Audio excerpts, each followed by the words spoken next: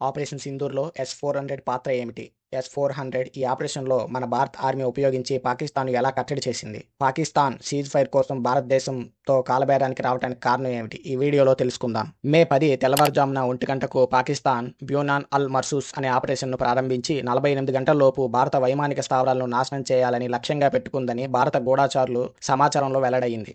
అయితే పాకిస్తాన్కు తెలియని విషయం ఏంటంటే మన S-400 24/7 400 కిలోమీటర్ రేడియస్తో పాకిస్తాన్లోని ముఖ్యమైన అన్ని ఎయిర్ బేస్లపై నిఘా ఉంచిందనే విషయం. ముందుగా మే 10 మధ్యరాత్రి సమయంలో భారత వైమానిక దళం పథకం ప్రకారం డ్రోన్స్తో చైనా తయారు చేసిన HQ-9ను కరాచీలోని మలీర్ వద్ద అలాగే లాహోర్లోని LY-80 ఎయిర్ డిఫెన్స్ సిస్టమ్ను ఛేదించారు. దీంతో సరిహద్దుల్లో ఉన్న పాకిస్తాన్ ఎయిర్ డిఫెన్స్ సిస్టమ్ పూర్తిగా నాశనమైంది. తర్వాత భారతదేశం ఆదంపూర్ ఎయిర్ బేస్ నుంచి S-400 ఎయిర్ డిఫెన్స్ సిస్టమ్ ఉపయోగించి దాదాపు 315 కిలోమీటర్ల దూరంలో పాకిస్తాన్ గగనతలంలో ఉన్న పాకిస్తాన్కు చెందిన సాబ్ 2000 air Born warning and control సిస్టమ్ను ధ్వంసం చేసింది. దీంతో పాకిస్తాన్ పూర్తిగా రాడార్ నిఘా వ్యవస్థ కోల్పోయింది. పాకిస్తాన్ వెంటనే ఒక JF-17, 2 F-16 యుద్ధ విమానాలతో దాడి చేయడానికి సిద్ధమైంది. అయితే S-400 పాకిస్తాన్ ముఖ్యమైన అన్ని ఎయిర్ బేస్ పై నిఘా ఉంచిందని చెప్పాను కదా, వాళ్ళ యుద్ధ విమానాలు కదిలిన వెంటనే S-400 డిఫెన్స్ సిస్టమ్ పసిగట్టి విజృంభించింది. అంతే పాకిస్తానీ ఫైటర్ జెట్లు 2 గగనతలంలో ఒకటి భూమిపై టేకాఫ్ అయ్యేలోపే భారత వాయుసేన చేతిలో ధ్వంసమయ్యాయి. ఆ తర్వాత భారత వైమానిక దళం రఫేల్ విమానాల ద్వారా ప్రయోగించిన స్కాల్ప్ మిసైల్స్, సుఖోయి 30 MKI నుంచి ప్రయోగించిన బ్రహ్మోస్ మిసైల్స్ కీలకమైన పాక్ ఎయిర్ బేస్లను లక్ష్యంగా చేసుకుని ధ్వంసం చేశాయి.